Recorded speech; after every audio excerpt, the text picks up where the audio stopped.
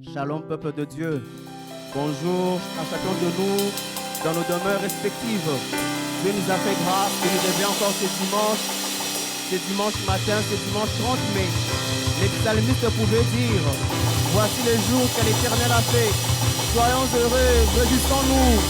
Poussons des cris de joie. Nous sommes comptés parmi les vivants. Le Saint-Esprit nous renouvelle encore, nous régénère. Nous sommes contents.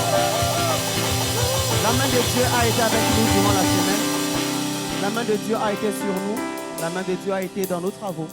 La main de Dieu a été dans nos études. La main de Dieu a été sur nous dans nos demeures, dans nos familles. Nous avons expérimenté la bonté de Dieu d'une manière ou d'une autre.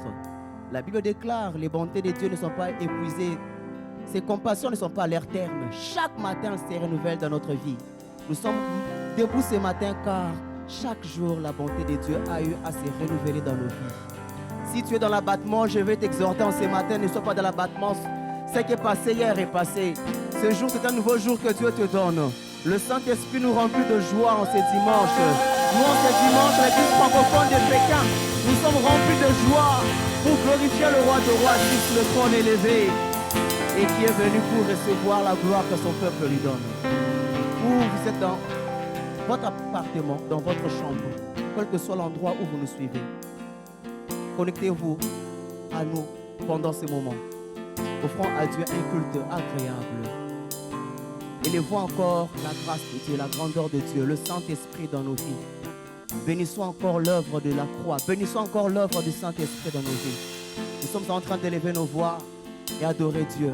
Pendant que la chorale est en train de nous conduire dans la présence de Dieu, que tous participions dans ces instants ici, en glorifiant le nom de celui qui vit à jamais.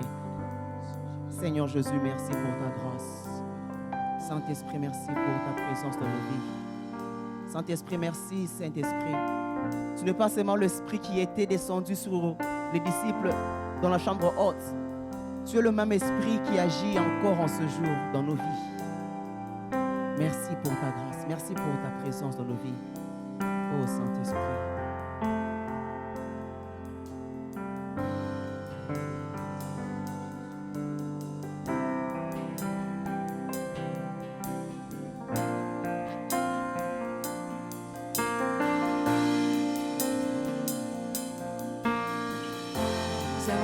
Ce chant comme une prière. Nous allons dire: Saint-Esprit, descends sur nous, descends sur moi. Même si je suis peut-être seule, confinée quelque part, descends sur moi. Saint-Esprit, descends sur nous, descends.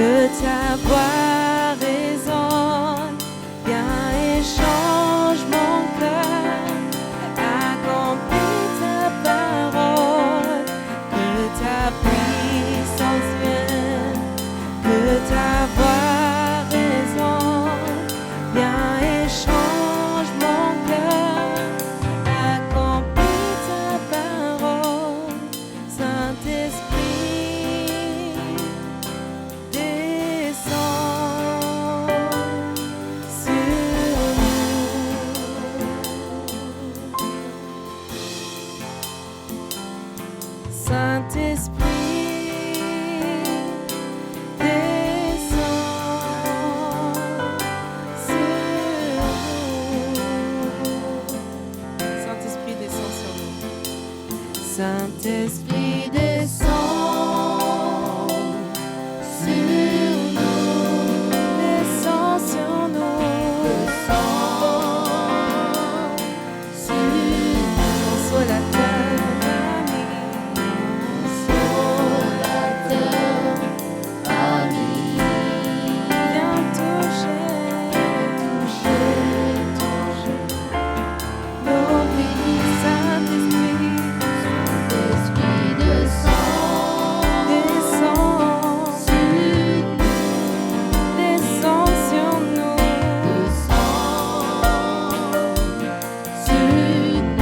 que ta puissance vienne, que ta voix résonne, viens et change nos cœurs, accomplis ta parole. Que ta puissance vienne, que ta voix résonne, viens et change nos cœurs, accomplis ta parole. Que ta puissance vienne, que ta voix résonne, viens et change nos cœurs, accomplis, accomplis. Que ta puissance vienne, que ta voix résonne, viens et change mon cœur, accomplis ta parole. Saint-Esprit, Saint-Esprit,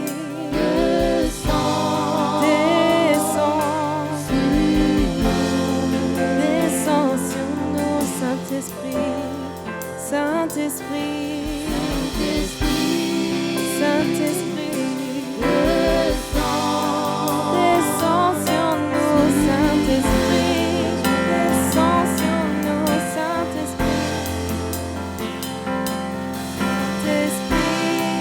Saint-Esprit, descends,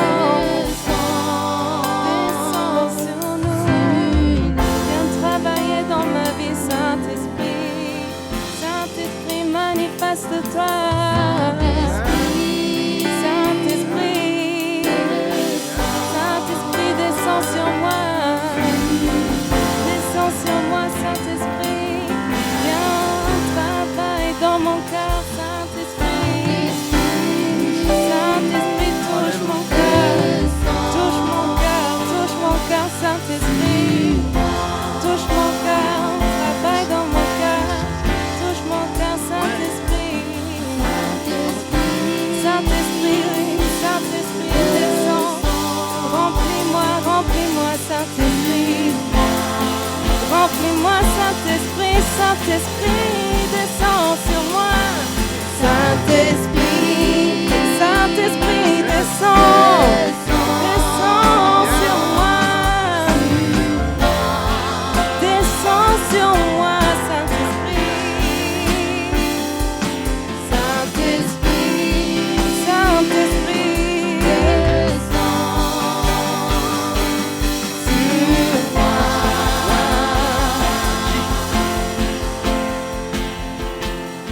Alléluia. Nous sommes encore disposés ce matin. Saint-Esprit, descends encore sur chacun de nous. Nous voulons être sous le manteau de ta gloire, Saint-Esprit. Nous voulons être sous la nuée de ta gloire, Saint-Esprit.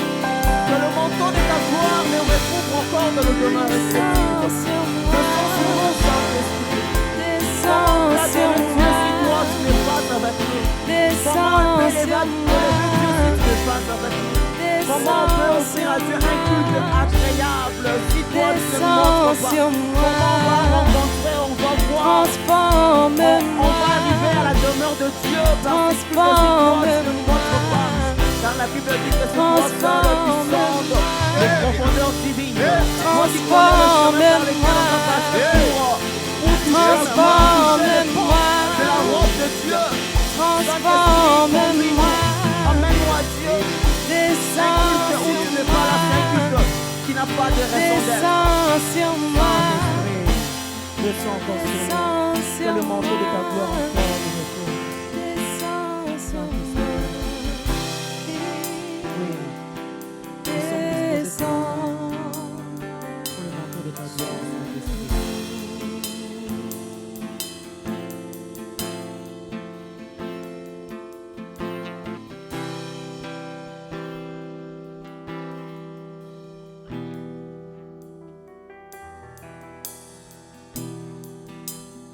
Soyez toujours dans la connexion. Prenez ces instants vraiment avec beaucoup de sérieux, beaucoup de considération, où chacun de nous s'approche devant son Dieu.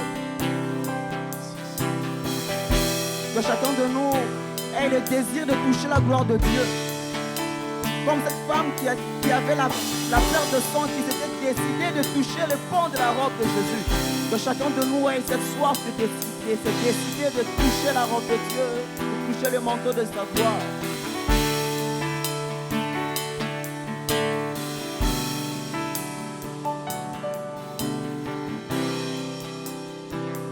Esprit de Dieu, glorifie Jésus.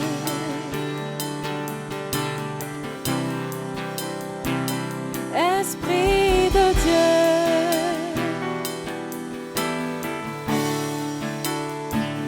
glorifie Jésus.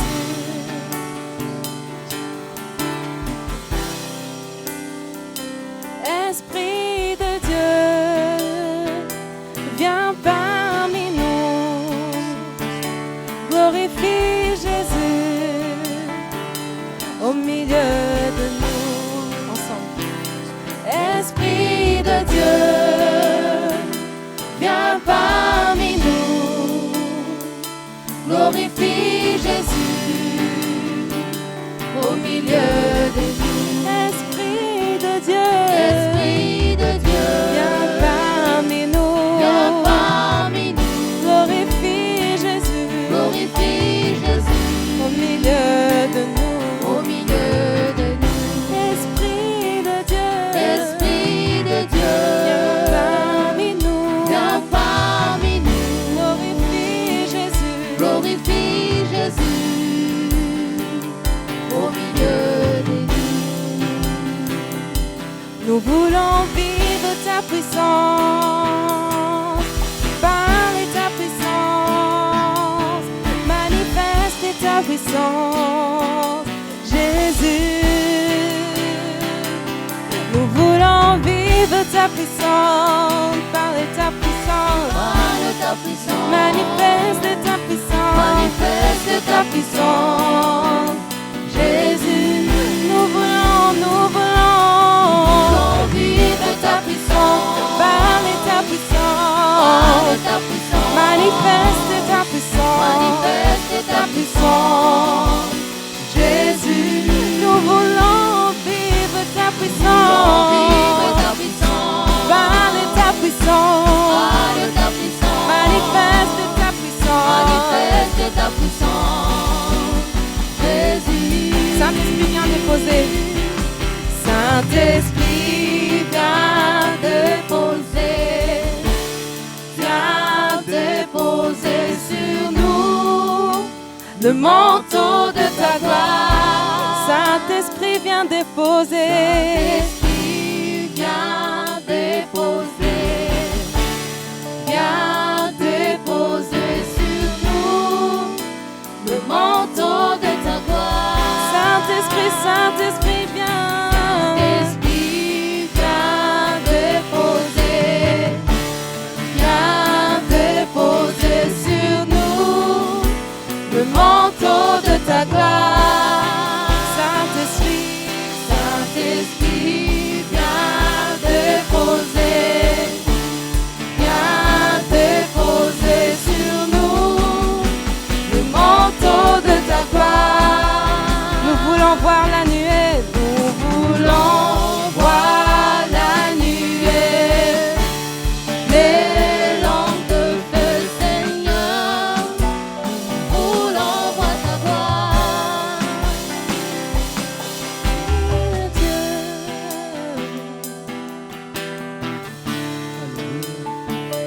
glorifie Jésus.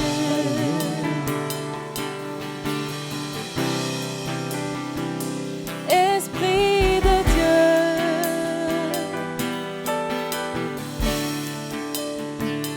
glorifie Jésus.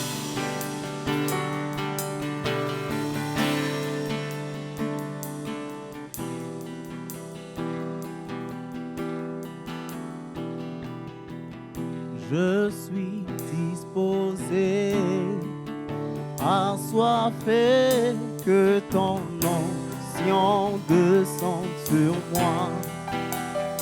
Je suis disposé, assoiffé, que ton moi et je suis disposé, assoiffé de ton onction descend sur moi. et Je suis disposé, assoiffé que ton onction descend sur moi. dans l'assemblée des saints, assoiffé je me tiens, Que ton onction descend sur moi. conscient que mon destin est dans le creux de ta main, Que ton onction descend sur moi. oh, dans l'assemblée des saints, assoiffé je me tiens, Que ton onction descend sur moi. oui, conscient que mon destin est dans le creux de ta main, Que ton onction descend sur moi. oui, sur moi et Je suis disposé, assoiffé que ton onction descend sur moi. sur moi et Je suis disposé, assoiffé que ton onction descend sur moi. sur moi et Je suis disposé, assoiffé que ton onction descend sur moi. Je suis disposé, assoiffé que ton onction descend sur moi. Que ton onction descend sur moi. Que ton onction descend sur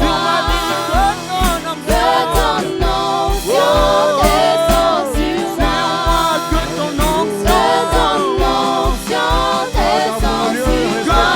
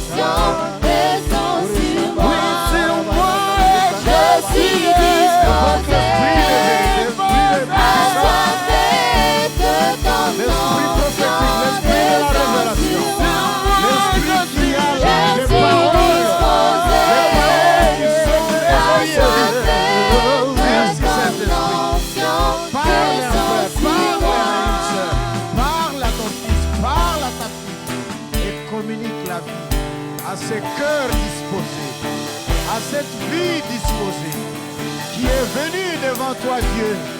Oui, Saint-Esprit, répands ton onction, manifeste-toi, glorifie Jésus, touche déjà, touche dans la chambre, touche en voiture, touche au bureau, touche dans la maison, touche même dans la salle de classe. Seigneur, que tu touches là où ton fils, ta fille se trouve seul ou ensemble, ou en famille, devant ta présence.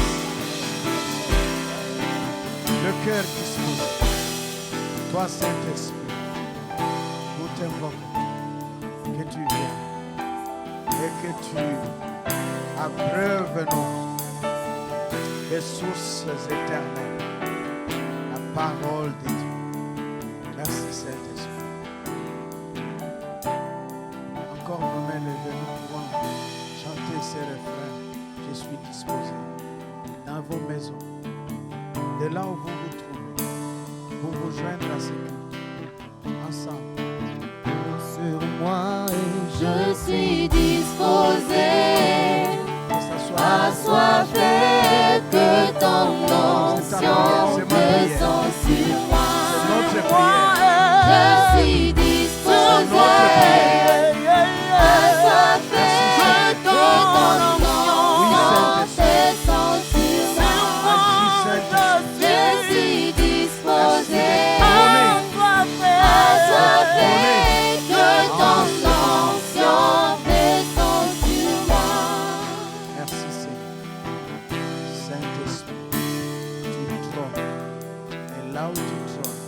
glorifie Jésus-Christ avec ta puissance, l'onction divine depuis le ciel pour nous faire du bien, pour faire du bien à ma soeur, pour faire du bien à mon frère, pour faire du bien à cette famille qui s'attend de toi, pour faire du bien à ce couple qui espère en toi, pour faire du bien à cette âme, à ce cœur qui t'a chanté, qui s'est tenu devant toi, te disant, je suis disposé. Voilà Seigneur, nous sommes disposés. Et que chaque fois qu'une personne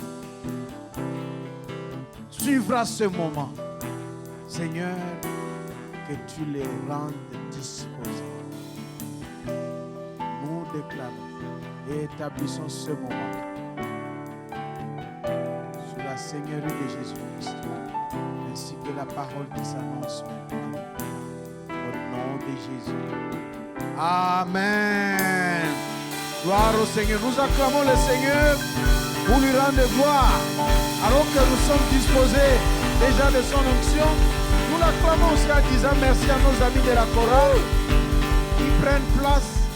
Et en même temps que nous nous préparons à écouter la parole de Dieu, nous, c'est l'église francophone de Pékin.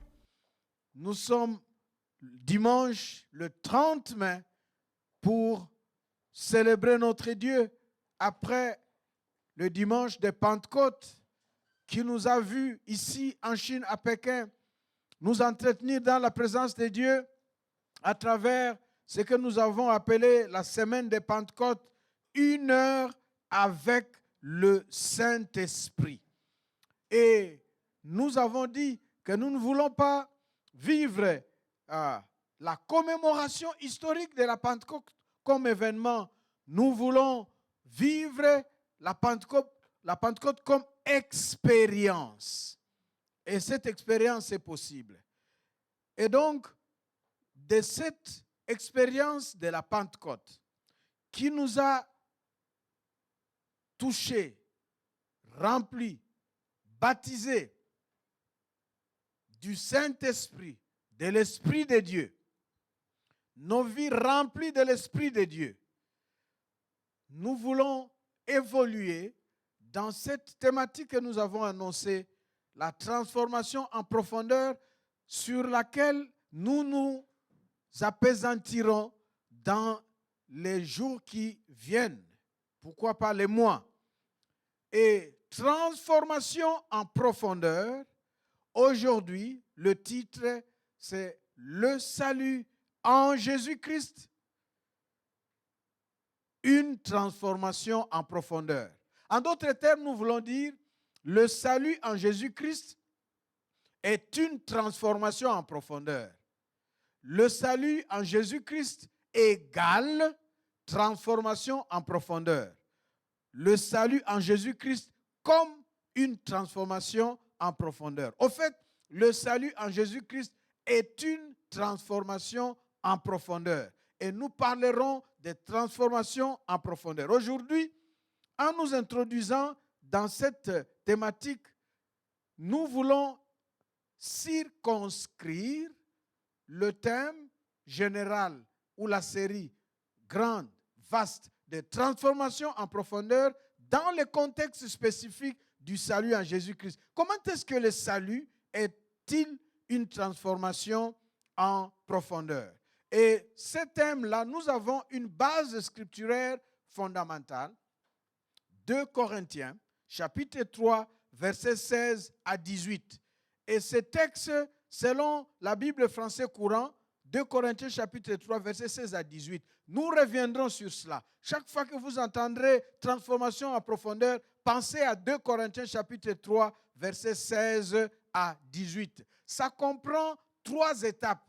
La conversion, qui nous met en relation avec Dieu par la délivrance et la rédemption.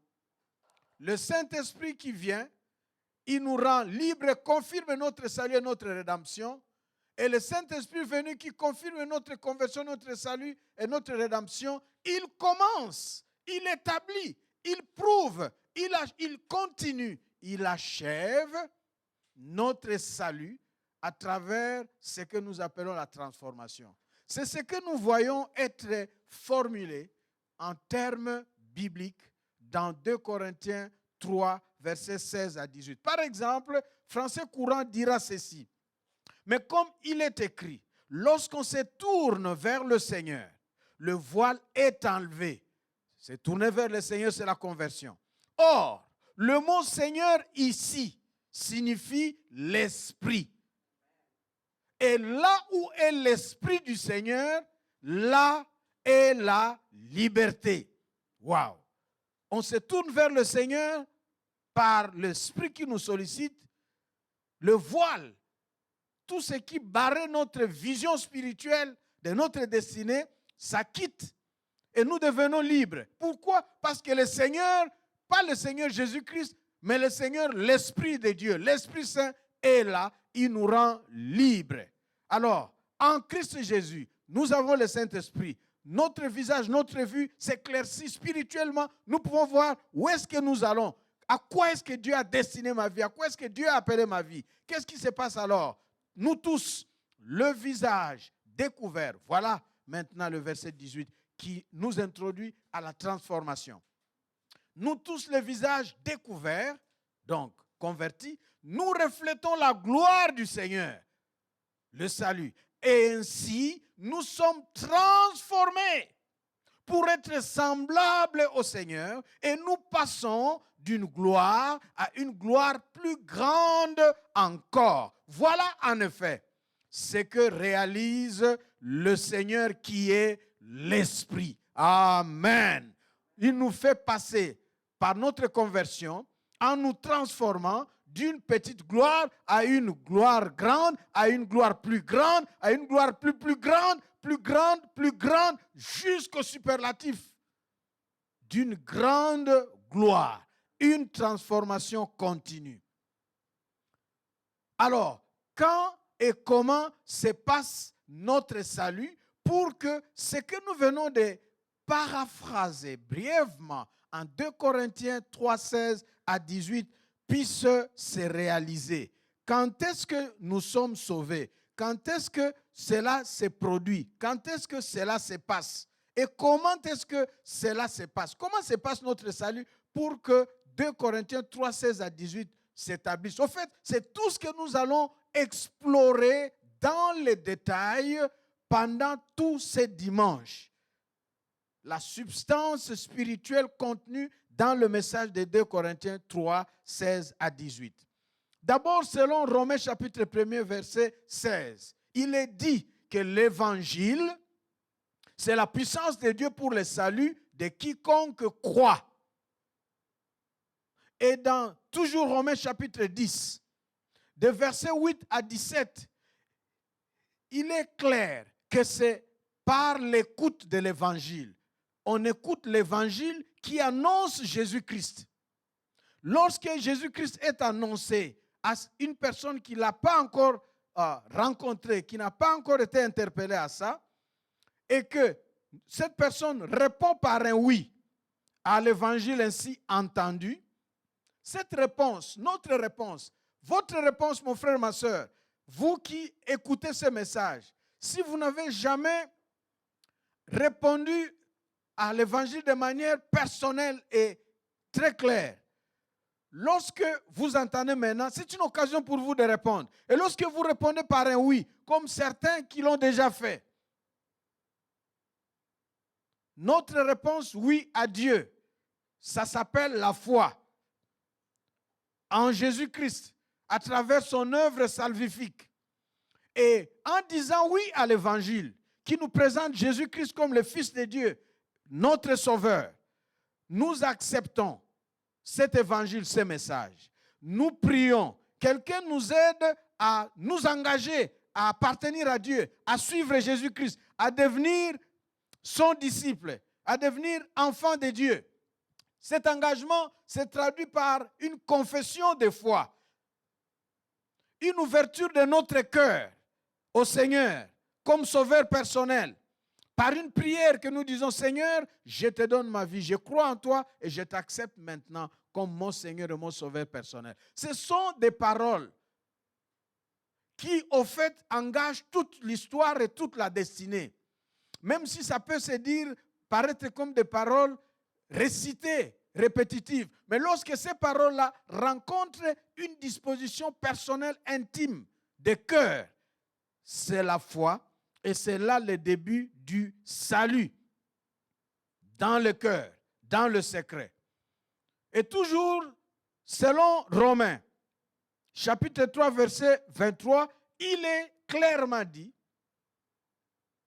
que nous sommes sauvés par la grâce de Dieu.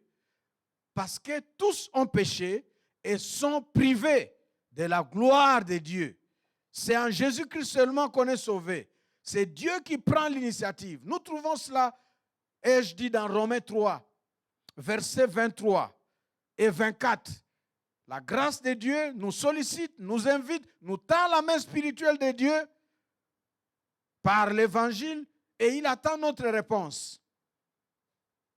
Acte 2, nous l'avons à plusieurs reprises lu. Acte 2, 36 jusqu'à 39, il sera dit que Jésus-Christ qui a été crucifié est le Fils de Dieu. Il est le Christ, c'est lui le sauveur du monde. En croyant, nous avons le pardon des péchés, nous sommes sauvés, nous recevons le Saint-Esprit, nous qui écoutons cela. Non seulement nous, mais tous ceux qui écouteront ces messages-là. Et nous avons, nous qui écoutons aujourd'hui, nous sommes les bénéficiaires de cette déclaration sortie le jour de la Pentecôte de la bouche de l'apôtre Pierre qui parlait comme moi je parle maintenant. C'est comme ça. À l'époque, il n'y avait pas d'enregistrement pour que la voix de Pierre soit multipliée, diffusée dans le monde entier. Aujourd'hui, ça ferait une très bonne affaire. Ça coûterait très cher. Tout le monde chercherait pour se convertir à écouter la voix de Pierre. Aujourd'hui, Dieu a répandu le Saint-Esprit depuis ce jour de la Pentecôte pour que cette promesse-là de la voix de Pierre transcrite dans la Bible et le Nouveau Testament, nous avons cité Actes des Apôtres, chapitre 2, versets 36 à 39. En fait, ça a commencé depuis les premiers versets du chapitre 2 des Actes. La parole qui est dite, qui est lue, qui est contenue dans cette vérité, touche les cœurs et transforme les vies des personnes qui croient que Jésus-Christ est le Christ, c'est lui le Fils de Dieu. Et cela ne vient pas de nos efforts, c'est la grâce de Dieu. C'est ce que tous les chapitres 2 de l'épître de Saint Paul aux Éphésiens nous dit. En particulier, lorsque vous regardez chapitre 2 d'Éphésiens, versets 8 à 13.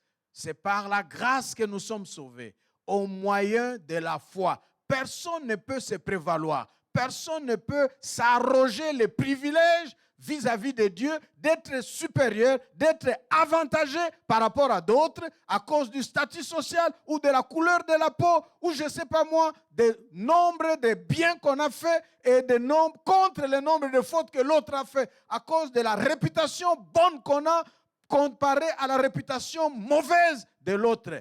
Aux yeux de Dieu, tout cela est souillure.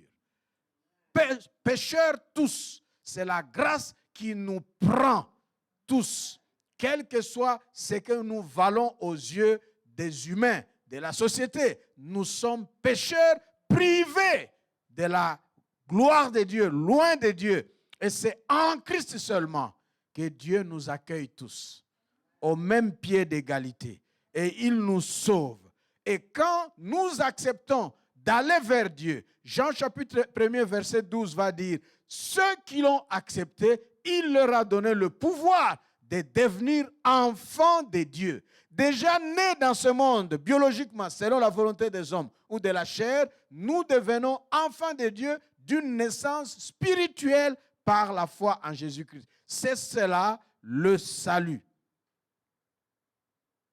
C'est cela le salut qui relève de la seule initiative de Dieu, la grâce, et de notre foi comme réponse, oui, à l'initiative de Dieu. Voilà, le soleil sort et s'élève et éclaire de ses rayons le monde entier partout où on le voit. Mais ce n'est pas le monde entier qui bénéficie du soleil de la même façon. Donc la grâce de Dieu sort comme le soleil. Mais celui qui voit le soleil et en profite. C'est celui-là qui en bénéficie. Donc, notre foi, notre acceptance, notre réponse oui à l'initiative de Dieu, c'est ça la foi. L'initiative de Dieu, la grâce, est comme la main tendue de la part du Seigneur. Sollicitation divine à notre cœur, à notre volonté, à notre conscience, à notre personne libre pour choisir. Oui, je te veux. Oui, ma vie est nulle néant sans toi. Et c'est comme Apocalypse 3, verset 20 le dit. Jésus dira de la vision donnée en Apocalypse à l'apôtre Jean, « Je me tiens à la porte et je frappe. » Chez moi, frapper, on dit « ko, ko, ko, ko, ko, ko, ko, ko, ko, ko. » Et celui qui est dedans va répondre. Hein? S'il veut, par exemple dans ma langue, il va dire « kota ». Kota, ça c'est le Kikongo chez nous en République démocratique du Congo. Sinon, kota. Kota, ça c'est le lingala. Et donc nous avons des langues comme cela. Et curieusement, dans beaucoup de pays, surtout en Afrique, j'ai entendu toujours ko, ko, ko, ko, ko, ko, ko, ko, ko, ko, ko, ko. C'est une sollicitation. Suis-je le bienvenu? Suis-je la bienvenue? Est-ce qu'on m'entend? Est-ce qu'on peut m'accueillir? Dieu aussi, il n'agresse pas, il ne brutalise pas, il sollicite. Et c'est comme ça que nous entendons des messages de Dieu qui sollicitent notre volonté, notre liberté, notre conscience, notre cœur, notre personne pour choisir. Et donc, c'est nous. Lorsque nous disons oui, le salut nous atteint. Et ce salut qui nous atteint à la suite de notre oui à la sollicitation de Dieu est un salut qui nous atteint dans notre intégralité. L'être humain tout entier, nous sommes sollicités. Et si nous disons oui, nous sommes touchés, transformés, sauvés en tant que tout, dans toutes les dimensions qui concernent notre vie comme être humain. Et donc, c'est comme ça que le salut arrive et se passe. Mais alors, lorsque nous avons dit oui à l'invitation de Dieu, à la sollicitation de Dieu, nous l'avons choisi. Nous avons entendu les co-co-co-co-co de Jésus-Christ, les co-co-co-co-co du Saint-Esprit, les co-co-co de Dieu. Est-ce qu'il y a quelqu'un qui a déjà entendu les co-co-co? Est-ce qu'il y a quelqu'un qui a déjà dit oui, j'entends, viens. Oui, Jésus-Christ, viens en moi. Oui, dans votre langue, dites à la maison. Si vous voulez dire à quelqu'un qui frappe ko, ko, ko, ko, ko, vous voulez lui dire entre. Chez moi, on dit kota ou kota. Vous dites quoi? Crie là-bas. À la maison, là où vous êtes, dites entre, entrez. Pas en français, pas en chinois, pas en anglais. Utilisez une langue. Les parents, apprenez aux enfants une langue, votre langue. Dites-leur en langue comment on dit kota. Parents, même si vous ne parlez pas la langue. Ce n'est pas grave, ce n'est pas compliqué. Voilà, dites ça chez vous. Si vous l'avez déjà, nous avons l'habitude de dire ça aux gens. Et parfois même avec à l'extérieur, dans le monde développé où il y a l'œil de Judas, lorsqu'on frappe, on va d'abord lorgner, on va regarder c'est qui. Et puis, bon, si c'est un invité non désiré, non souhaité, parfois les enfants ont l'habitude de quitter. Ou bien on sait que c'est pour maman ou c'est pour papa. Ou bien on se demande, est-ce qu'il faut ouvrir ou quoi? Mais il y a des maisons où tout de suite là, le réflexe c'est quoi? Kota, entrée, karibu, kuya, ngina, sana vient, luaku. Voyez, ça je suis congolais de la République démocratique du Congo. Et je vous parle là dans nos 4 langues principales, le Swahili, le Lingala, le Monokutuba, un peu le Chiluba. Amen. Vous avez besoin, mon frère, ma soeur, qui écoutez ce message, de savoir si dans votre vie, vous avez déjà entendu un co de Jésus-Christ, de Dieu, sollicitant votre vie.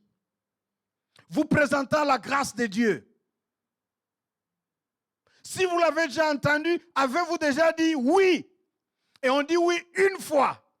Et c'est une fois pour toutes, change toute votre destinée. C'est ça le salut. Et si vous avez dit oui, ceux qui ont dit oui vont apprendre à dire chaque fois oui. Oui Seigneur, oui mon Dieu, oui Saint-Esprit.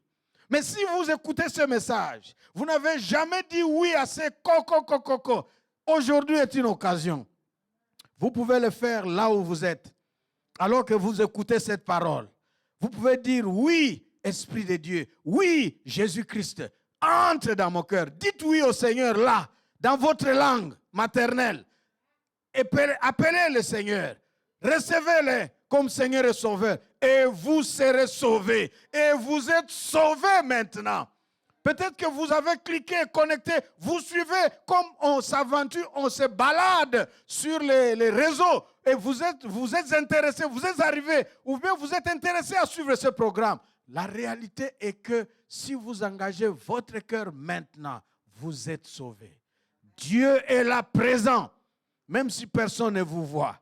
Alléluia, gloire au Seigneur. Alors, disions-nous, qu'est-ce qui se passe lorsqu'une personne est sauvé, lorsqu'une personne accepte l'invitation de Dieu, la sollicitation de Dieu, lorsqu'une personne dit oui au Seigneur? Qu'est-ce qui se passe? D'abord, laissez-moi vous énumérer diverses expressions courantes qui s'utilisent dans le monde chrétien, qui s'utilisent dans la Bible pour traduire le fait d'être sauvé. Être sauvé signifie se repentir ou se convertir, naître de nouveau ou être régénéré, devenir enfant de Dieu ou devenir chrétien ou croyant. Être sauvé, c'est avoir la vie éternelle. Oui, être sauvé, c'est croire en Dieu, croire en Jésus-Christ, croire et avoir foi en Jésus-Christ. Nous parlons du salut dans le Dieu de Jésus-Christ. Pas autrement. La vie éternelle et le salut n'est possible qu'en Jésus-Christ. Voilà ces expressions. Ce qui arrive quand on est sauvé, de par ces diverses expressions, c'est quoi encore? C'est de savoir de quoi est-on sauvé. De quoi peut-on être sauvé? D'ailleurs, dans le langage courant, dire être sauvé évoque un danger. Alors, spirituellement parlant, du salut de Dieu en Jésus-Christ, on est sauvé vis-à-vis de quel danger? On est sauvé du péché. Le péché comme principe déclencheur de tout mal. Ce n'est pas le péché à énumérer, mais le principe là qui pousse au mal, qui enfante le mal. On est sauvé de cela. Sous toutes ses formes. On est sauvé de la mort. La mort qui est la conséquence spirituelle immédiate du péché. Ça peut être la mort spirituelle d'abord, puis la mort physique aussi. On est sauvé du jugement parce que du péché, on est loin de Dieu et on est frappé, passible de condamnation. Oui, les procès au terme vis-à-vis de tout pécheur, c'est la condamnation. Nous tous, les jugements qui nous attendent devant Dieu, c'est la condamnation. C'est en Jésus-Christ que ce procès, cette condamnation, ce jugement est prononcé en notre faveur. De condamnation, ça passe à acquittement. Ah, quelqu'un va être acquitté aujourd'hui, au nom de Jésus. On est sauvé, on est acquitté du jugement. Mais on est aussi sauvé du diable, on est aussi sauvé des acolytes et des puissances du diable, des démons et de son monde. Et dans ces conditions, qu'est-ce qui va se produire? Qu'est-ce qui va arriver dans la vie d'une personne qui est ainsi sauvée? C'est-à-dire qui est sauvée soit du péché, soit de la mort, soit du jugement, ou soit du diable et du monde des ténèbres et de ses acolytes et de ses démons. Quelles sont les implications pratiques ou les bénéfices que le salut apporte? Les implications pratiques du salut, c'est le passage de la mort à la vie.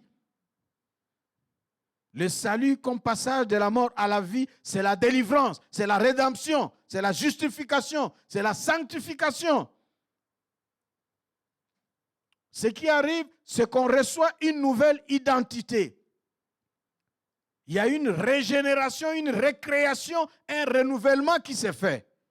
Ce qui arrive, c'est que ces choses-là, salut, rédemption, passage de la mort à la vie, justification, c'est spirituel. Régénération, on ne voit pas, c'est spirituel. Récréation, renouvellement, on ne voit pas, c'est spirituel. Mais ça se matérialise, ça devient extériorisable, tangible, visible. Lorsqu'une personne est sauvée, la transformation qui a lieu comme disent les anglophones, inside, dedans, dans la personne, la transformation qui se passe dedans là où on ne voit pas, finira par devenir out. Ça va s'exprimer au dehors. Que personne ne vous trompe en disant la foi, on ne voit pas. Vous parlez trop, la foi est personnelle, c'est dans le cœur. La foi est dans le cœur, mais ce que la foi fait dans le cœur, c'est voir à l'extérieur, à travers la vie. Et ça, c'est ça la transformation. Et le Saint-Esprit, par le salut qu'il nous apporte en Jésus-Christ, nous transforme en apportant la restauration, la guérison. Et là, nous parlerons pendant ce temps de transformation en profondeur du salut égale transformation sous forme de R. Les R. La lettre R. Voilà, parce que si c'est dit R, il y a des gens qui vont écrire A-I-R, l'air, l'oxygène. Non. Il y a des gens qui vont dire H-E-U-R-E, l'heure. Non, je dis les R, la lettre. Nous allons voir les transformations comme facette du salut sous forme de R, de lettre R. On verra cela pendant tout ce temps. Et quand on est sauvé, ce qui arrive aussi, on devient utile. On devient doté de capacités, d'habiletés. C'est l'équipement du salut dont Dieu nous donne par déjà le don même du Saint-Esprit et qui va accompagner notre vie de toutes sortes d'aptitudes. Alléluia. Alors, avec toutes ces choses autour du salut, quel est le rapport entre le salut et la transformation en profondeur? Parce que notre méditation d'aujourd'hui est intitulée « Transformation, le salut comme une transformation en profondeur » ou bien « Le salut égale transformation en profondeur » ou bien « Le salut est une transformation en profondeur ». Quel est le rapport de ce que nous venons de dire concernant la signification du salut, comment cela se passe, les bénéfices qui en résultent? Quel rapport y a-t-il autour du salut avec l'expression transformation en profondeur? Laissez-moi ici vous donner le passage que vous lirez chez vous, que je vais lire pour vous ici, selon la Bible du Semeur en Jérémie, le prophète Jérémie, dans l'Ancien Testament, chapitre 17, versets 5 jusqu'à 15. Moi, je vais lire juste quelques portions. Ce qui est intéressant, ce passage-là est un dialogue entre Dieu et le peuple, entre Dieu et toi, entre Dieu et moi. Et ensuite, il y a la réponse de la personne. Dans le passage, Dieu interpelle les gens. Il dit, qui connaît l'homme? Ou qui peut dire ce qu'il y a dans le cœur de l'homme? En tout cas, même les gens qui sont mariés, couples, qui sont devenus une seule chair, comme la Bible le dit, si l'un ne prend pas ce qui est dans son cœur et le dit à l'autre, on se regarde, personne ne saura ce qui est dans le cœur de l'autre. Même les jumeaux, vrais, véritables jumeaux, le cœur traduit l'individualité unique de chaque personne. C'est pourquoi nous avons tous dans le monde une seule et unique ADN.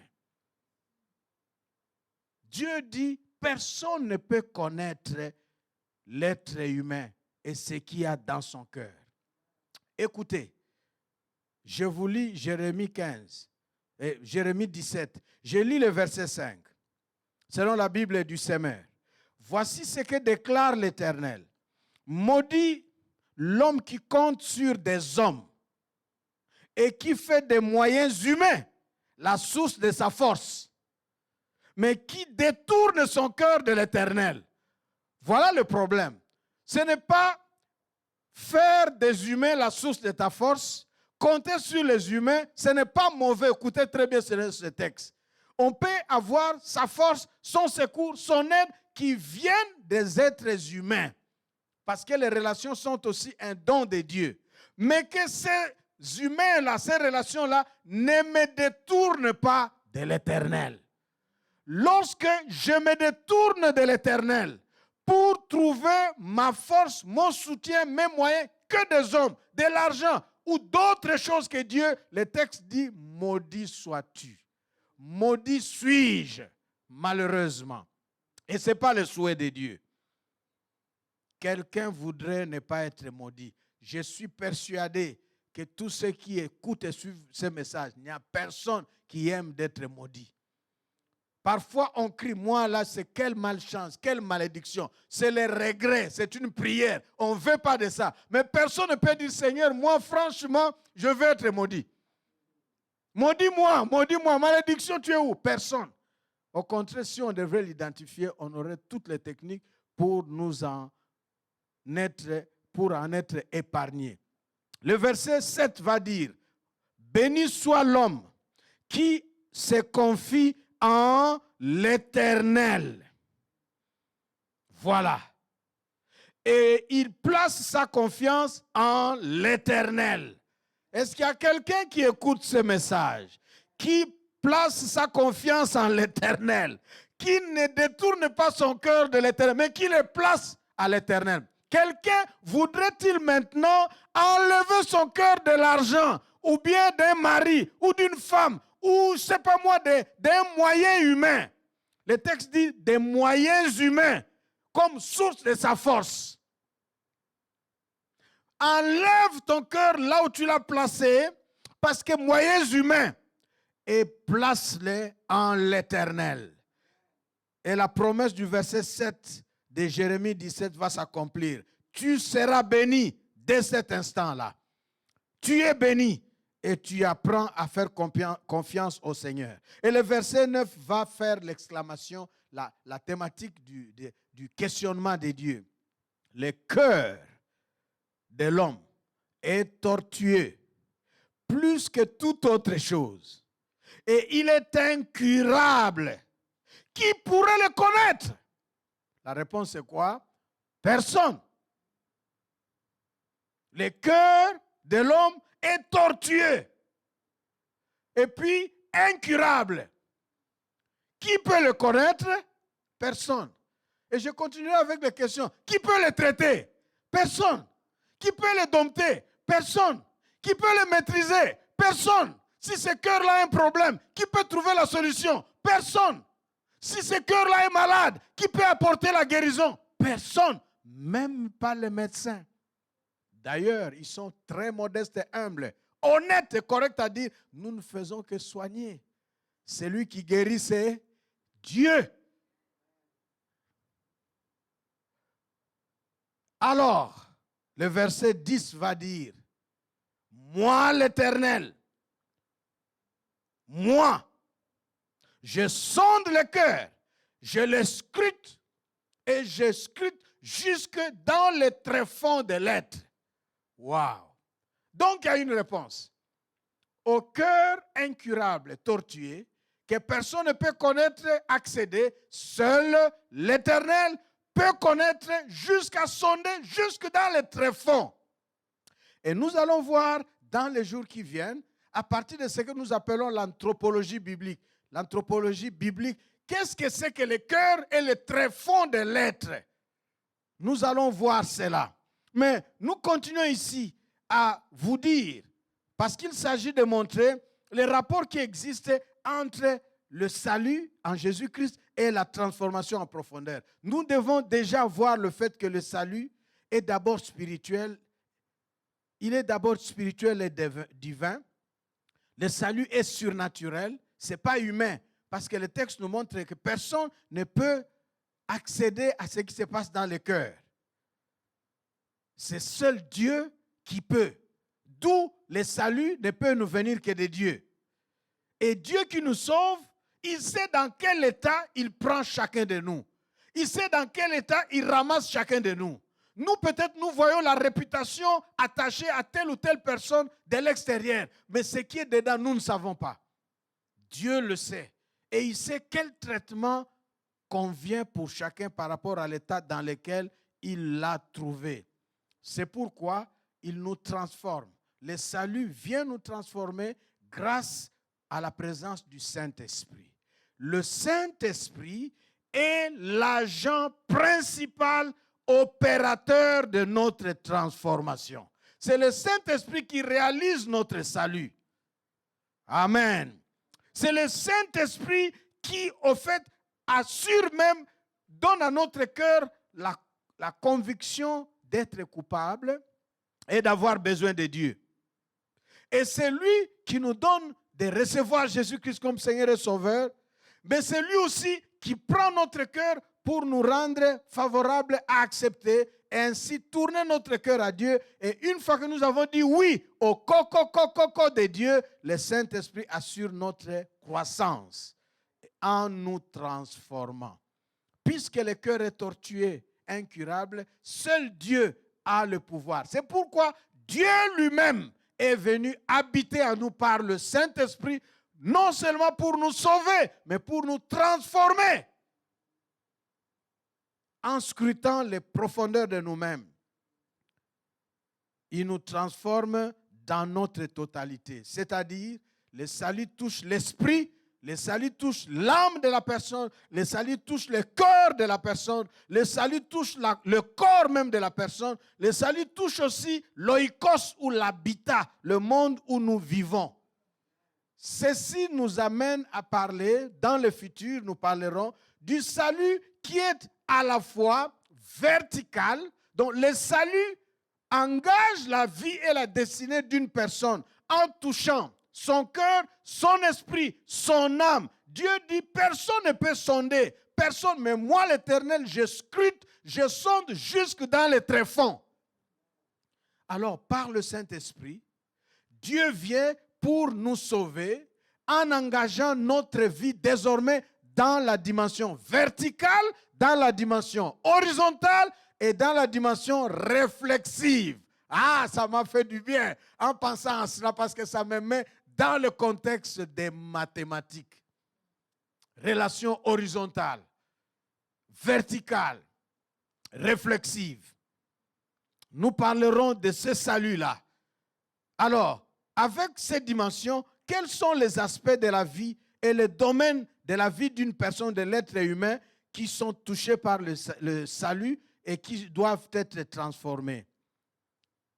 Parce que nous parlons du rapport qui existe entre le salut et la transformation en profondeur. Premièrement, notons que l'être humain est complexe. Nous appelons ça la complexité, la compartimentation et l'interconnexion de la personne humaine. Jérémie 17, verset 9. Le cœur est tortué par-dessus tout. Ça dépasse toute autre chose. Personne ne peut le connaître. Seul Dieu. Pourquoi? Parce que c'est Dieu qui a créé l'être humain. Amen. Et donc, on rentre chez lui comme au fait nos ordinateurs qu'on utilise, les tablettes. Vous ne pouvez pas amener Apple chez Android. Vous ne pouvez pas. Vous ne pouvez pas parce que vous avez un problème avec Apple et puis vous allez dans une maison Android. Ils vont vous regarder et ils vont tout de suite là vous dire, monsieur, vous êtes perdu. Mais si vous avez affaire à des gens malhonnêtes, ils vont dire, montrez, oui. Ils ne vont même pas vous révéler que vous êtes... C'est comme ça que le diable nous trompe dans le monde. Vous êtes égarés, vous avez perdu la bonne adresse. Vous devez aller à Apple. Et donc, Dieu, c'est lui qui nous a créés. Et notre cœur doit aller vers lui. L'être humain est marquée par ce qu'on appelle la complexité, la compartimentation et l'interconnexion en tant qu'un tout cohérent, avec différents domaines, différents aspects, différentes parties, différentes dimensions. Et nous les avons résumés dans la direction, en termes de 3 directions. Verticale, horizontale et puis réflexive. On dirait même spatiale. Nous allons développer cela dans les jours qui viennent, point par point. Du coup, bien-aimés, le salut en Jésus-Christ touche notre âme, ça touche notre cœur, ça touche notre esprit, ça touche notre conscience. Ça touche aussi notre subconscience. La conscience simple. Vous voyez, maintenant vous suivez ces messages. Vous êtes éveillé. Vous suivez. C'est votre conscience qui, par l'intelligence, vous tient concentré, éveillé. Le subconscient ou la subconscience, c'est cette partie de notre être qui fonctionne quand nous dormons.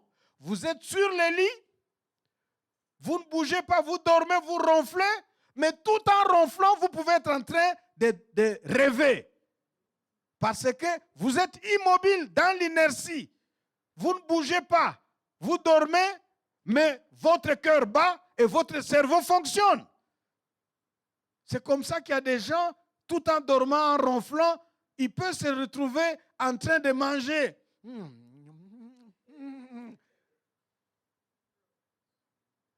Surtout là où on ne trouve pas facilement à manger.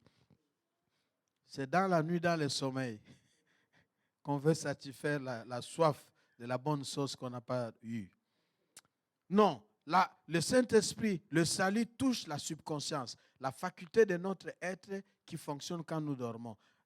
Le salut touche l'inconscient, les domaines où s'enfuient nos échecs, nos insatisfactions, nos affects. Le salut touche même notre monde où nous vivons. Ça touche les relations, ça touche les sentiments. Écoutez, pendant tout ce temps, quand nous disons transformation en profondeur, jusqu'où Dieu va travailler dans nos vies, en Jésus-Christ par le Saint-Esprit, dans nos sentiments, dans nos émotions, notre volonté, nos ambitions, nos choix, nos décisions, bref, tout en nous est visité et touché par le salut. Mais ça, c'est une transformation chirurgicale. Aussi l'appelons-nous transformation en profondeur. Personne ne peut le réussir, sinon celui qui nous a créés, sinon celui qui nous connaît. Gloire au Seigneur. Une bonne nouvelle, le salut en Jésus-Christ, c'est la transformation en profondeur de mon être. Et ce salut, c'est déjà réalisé à la fois en accompli comme déjà, mais aussi comme une transformation dans le devenu. C'est pourquoi, devenus enfants de Dieu, nous avons besoin de connaître ces choses et de nous présenter devant le Seigneur pour invoquer sa présence, pour nous ouvrir à son travail, pour lui dire une prière. Vous savez, ce passage de Jérémie 17, nous arrivons à la fin de notre message et nous voulons prier. Laissez-moi vous faire réfléchir avant de prier ici. Ce passage de Jérémie 17 que nous avons lu, en particulier le verset 9, où Dieu s'exclame en disant « Le cœur est tortueux plus que toute autre chose. Le cœur est incurable. Qui pourrait le connaître ?» Et au verset 10, Dieu dit « Moi, l'Éternel, je le sonde et je connais le cœur, je scrute jusqu'au tréfonds de l'être. » Cela nous donne de répondre. Et la réponse, nous allons trouver cela au verset 14 et 15. La personne humaine a donné la réponse. Mais avant de répondre, nous voulons nous poser une question. Lorsque nous nous ouvrons à Dieu et nous sommes sauvés, qu'est-ce qui va arriver dans notre vie alors que le Saint-Esprit nous touche, nous transforme au niveau de nos sentiments, notre cœur, notre âme, notre esprit, tout en nous? Comment va se passer la vie d'une personne sauvée? Comment va se passer la vie d'une personne qui bénéficie de la transformation en profondeur comme œuvre du Saint-Esprit? Comment cela se passe? Ici sur terre encore, avant le ciel, qu'est-ce qui va arriver? Ici-bas, nous avons dit que cette personne passe de la mort à la vie, d'une vie de ténèbres à la lumière, d'une vie de malédiction à une vie de bénédiction, d'une vieille identité à une nouvelle identité. La personne reçoit une nouvelle identité, une nouvelle destinée en Jésus-Christ. Sans destinée, sans Christ, on a une destinée en Jésus-Christ. Une vie transformée par le Saint-Esprit, c'est une vie en équilibre, une vie en harmonie personnelle. Je me rappelle d'une personne qui était avec nous, qui était divorcée et qui a suivi la parole et le temps et s'est exclamée auprès de mon épouse en disant: si j'avais connu ces choses avant, je n'aurais certainement pas gâché mon mariage. Je ne serais pas divorcé aujourd'hui. Il y a des choses, lorsque, à cause de l'absence de Dieu, notre destinée en a été affectée de manière fatale et irrécupérable. Merci Seigneur, parce qu'il peut vous donner une autre destinée.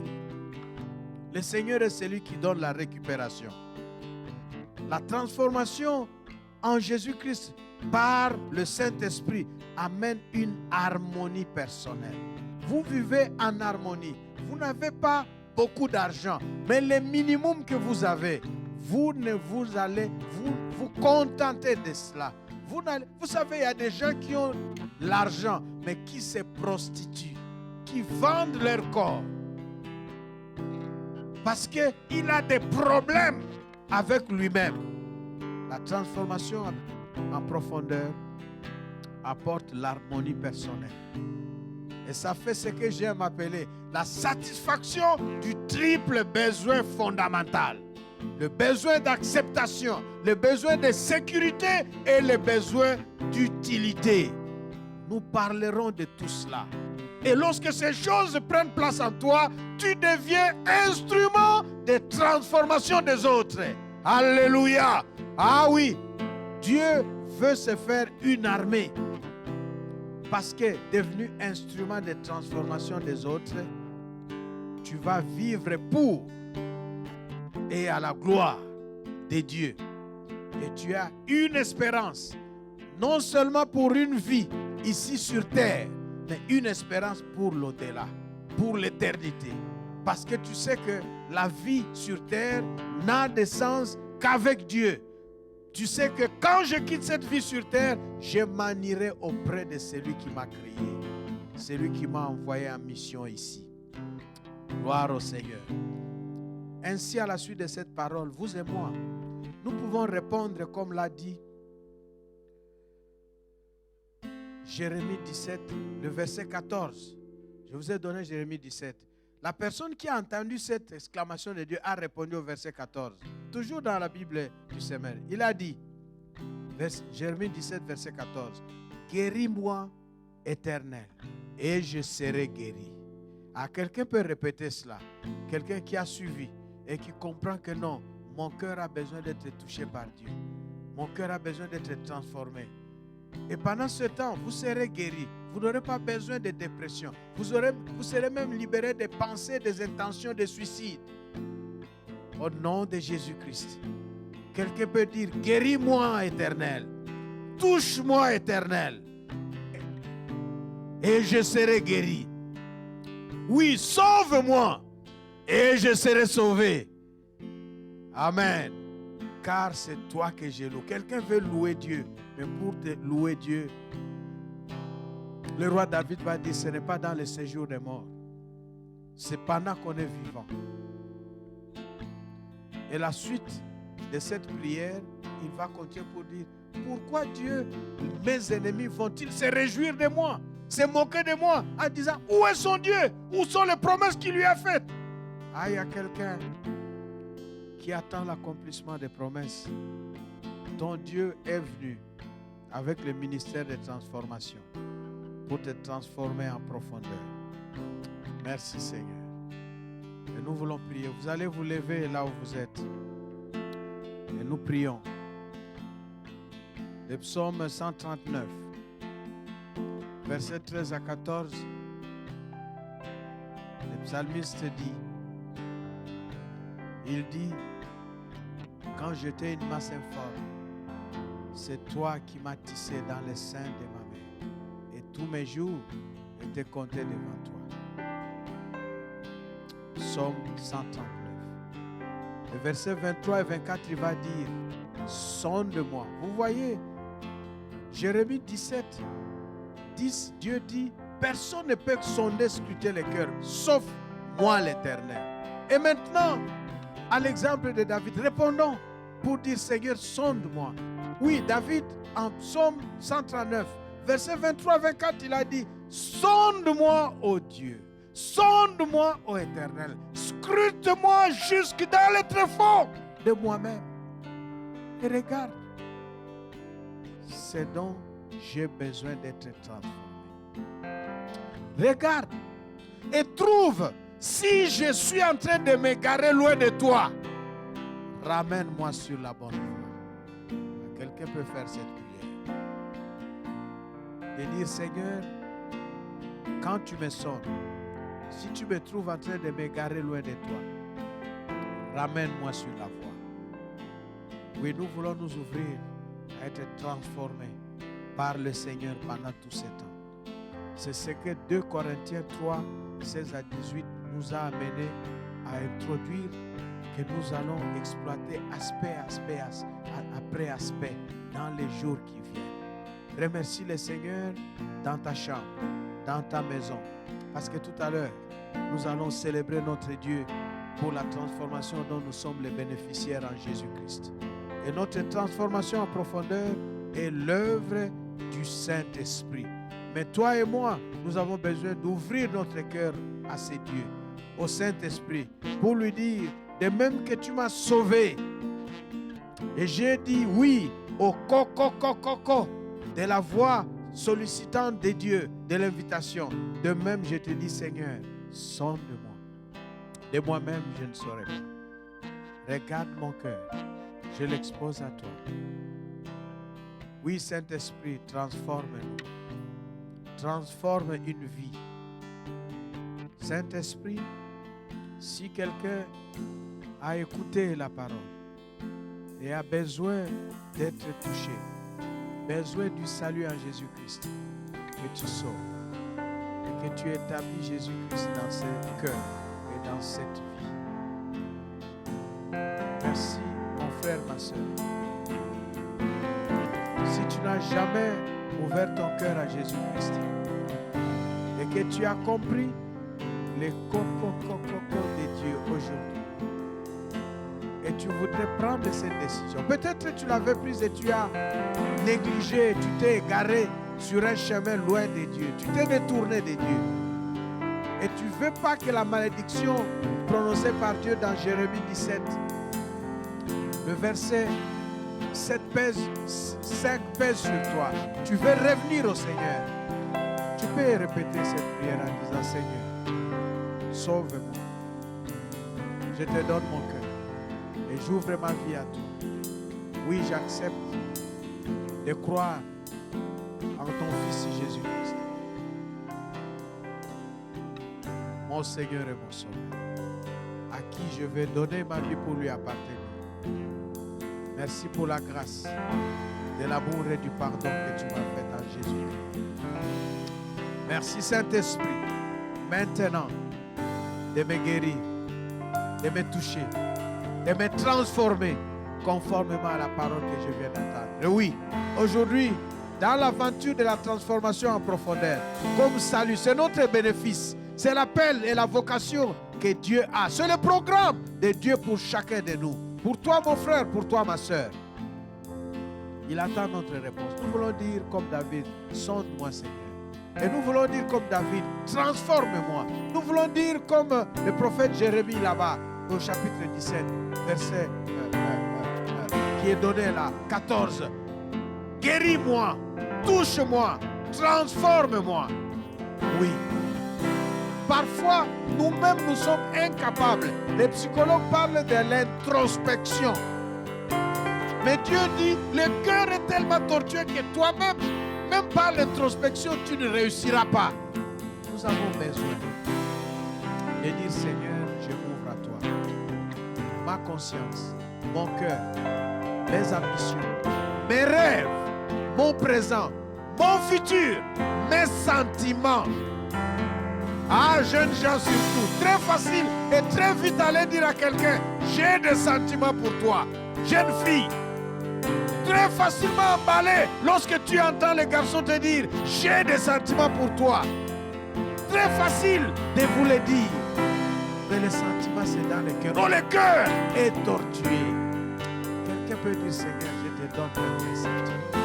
Saint-Esprit, transforme mon cœur. Saint-Esprit, transforme mes sentiments. Saint-Esprit, transforme-moi dans les profondeurs. Comme tu veux que je sois, la personne que je sois. Pour que je vive la destinée véritable que Dieu a pour moi. En Jésus-Christ. Merci Seigneur pour ta parole. Merci de vous mettre debout et de lever votre main pour que je clôture cette prière. Seigneur, merci. Merci pour ta parole. Merci parce que tu as vu ta fille, ton fils, dans l'état dans lequel il ou elle se trouve. Toi qui sondes nos cœurs, toi qui sondes le cœur de nous tous et de chacun, de chacune de nous. Vois, Seigneur, mon besoin de transformation.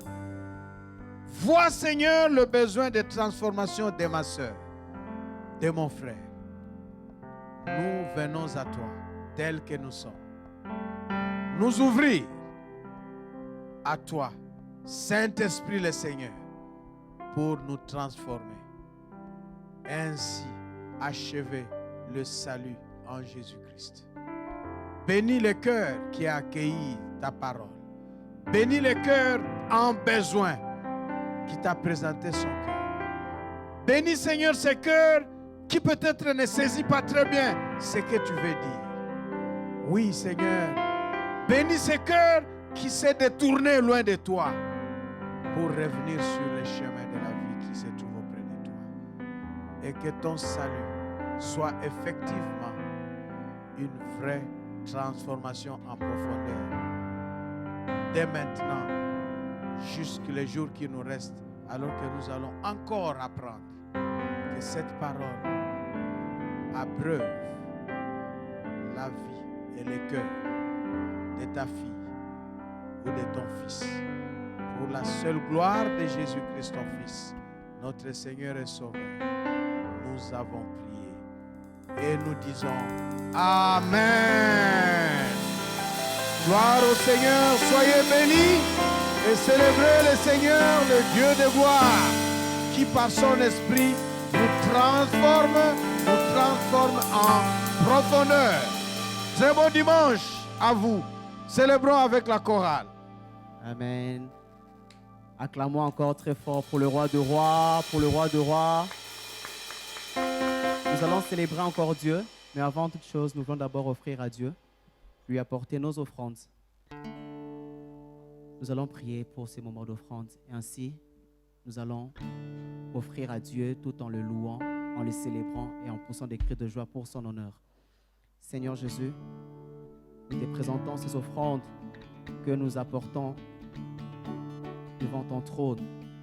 Seigneur, vois ton peuple qui a préparé toute cette semaine, qui a préparé durant la semaine l'offrande pour toi, pour ta gloire. Glorifie-toi dans les offrandes de ton peuple. Bénis encore ton peuple qui apporte ces offrandes pour toi. Pour ceux qui ont donné et ceux qui n'ont pas pu donner, bénis tout le monde. Et pourvois encore prochainement que tout le monde encore ait encore de quoi t'offrir. Tu en es digne. Nous avons ainsi prié dans le nom puissant de Jésus-Christ. Amen. On va célébrer Dieu, on va offrir à Dieu tout en le célébrant, en offrant à Dieu nos acclamations. La chorale nous conduit pendant ces instants. Battez les mains au pas de la musique.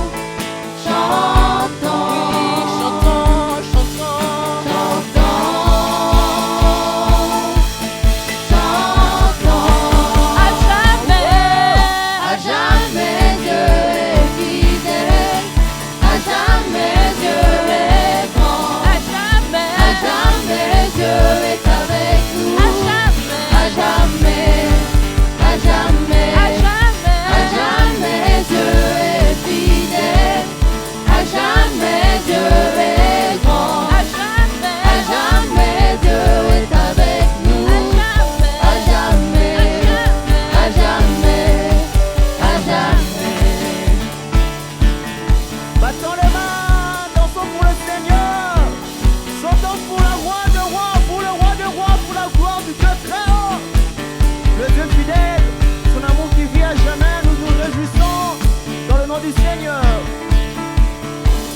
Nous levons nos mains, nous battons nos mains dans le nom du Seigneur. Nous dansons de joie, nous sautons de joie dans le nom du Seigneur.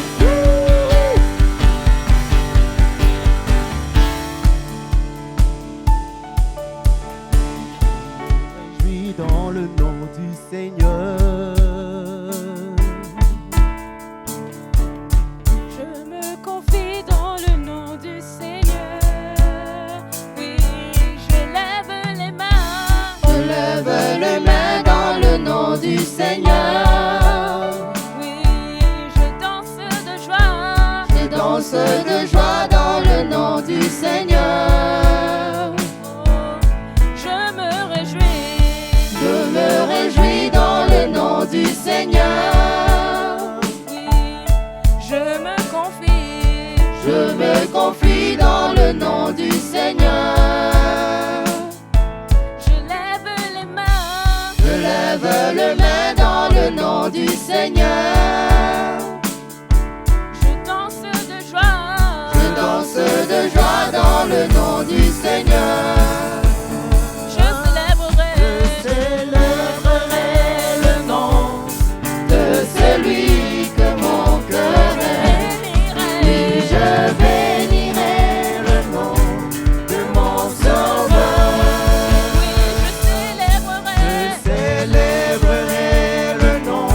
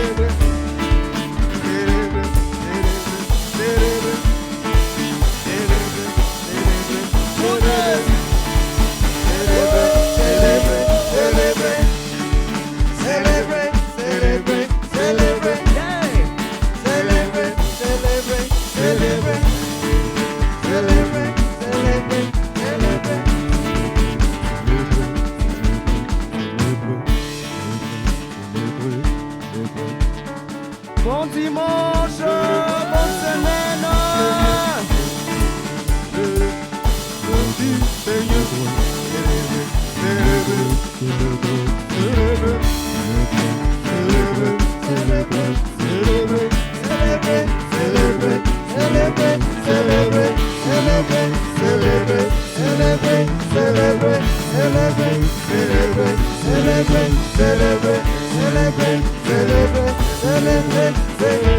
celebrate, celebrate.